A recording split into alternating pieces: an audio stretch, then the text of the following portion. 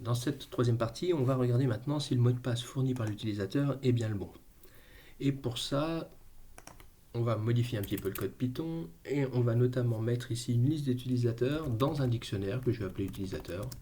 Et je vais mettre un seul utilisateur qui aura donc J1 qui sera la clé utilisée ici et la valeur dans ce dictionnaire, ça sera son mot de passe, donc J1 passe. Et donc première chose que je pourrais faire ici, puisque les données reçues du formulaire sont stockées dans un dictionnaire qui s'appelle données de, alors regardons ce qui arrivait sur le serveur, c'était ce format là, donc la clé s'appelle mot de passe. Je dois vérifier que données de mot de passe est égale à la clé de l'utilisateur J1. Alors il faudrait normalement aussi que je vérifie que J1 est bien présent dans le dictionnaire. Là je vais aller au plus simple et simplement vérifier que le mot de passe qui est donné est celui de l'utilisateur J1. Et donc je dois vérifier que données de mot de passe est égal à utilisateur de J1. Et donc si c'est le cas, je retournerai OK. Sinon, je dirais problème de connexion.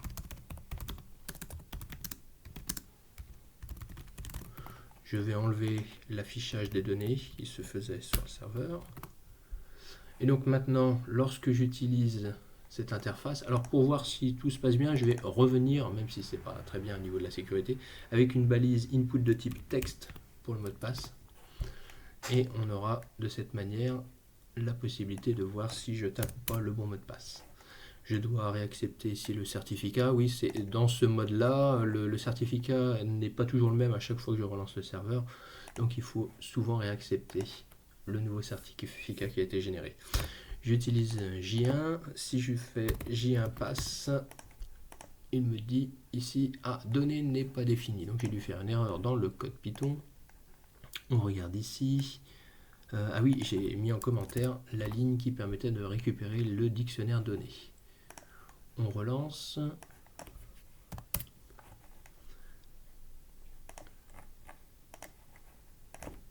J1 passe. Voilà, il me dit que c'est OK. On va vérifier quand même que ça pose problème si je tape un autre mot de passe.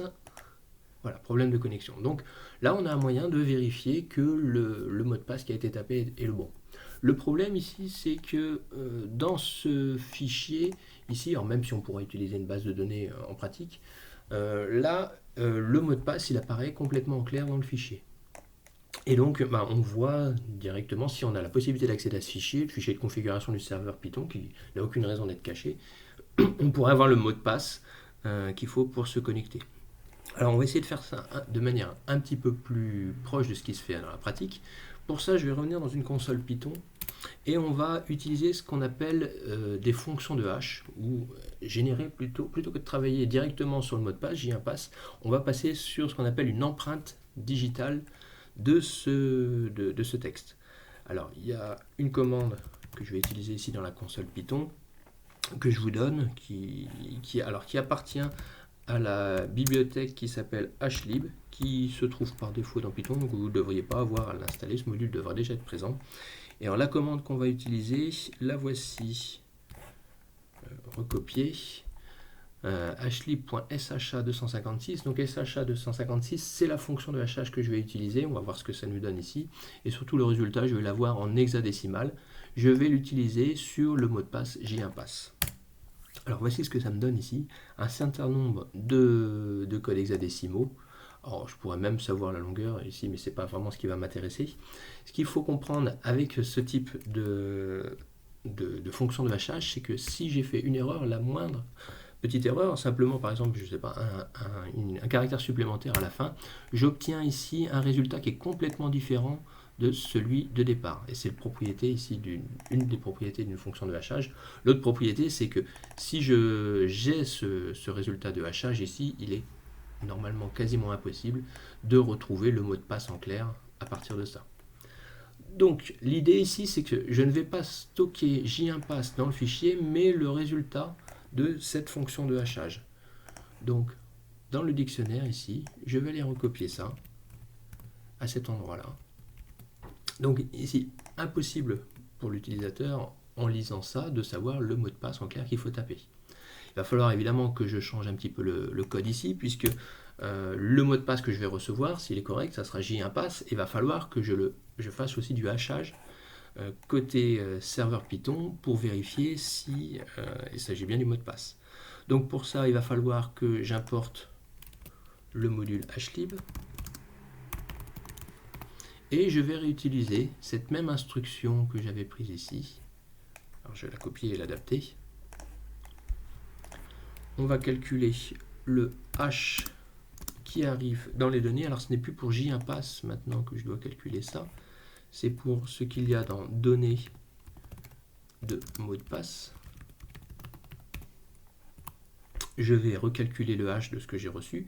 Et si ce hash correspond à ce qu'il y a dans l'utilisateur de J1, je devrais avoir OK. Sinon, ça sera problème de connexion. Ah, connexion, d'ailleurs, je vais l'écrire un peu mieux. Regardons si ça fonctionne comme je l'espère. Je reviens sur le port 5000. Ah oui, le serveur avait été arrêté puisque j'ai lancé une console Python. Je le relance avec python serveur.py. Je me reconnecte ici. J'accepte le certificat avec le bon mot de passe. J'ai une authentification qui est bonne. Si je change et je mets un autre mot de passe, il me dit problème de connexion. Donc vous voyez que ça ne change absolument pas le problème de vérification du mot de passe. Mais le gros avantage ici, c'est qu'avec cette empreinte numérique, on ne voit plus le mot de passe en clair dans le fichier côté serveur. Et alors c'est à peu près comme ça que fonctionnent tous les systèmes d'authentification avec mot de passe.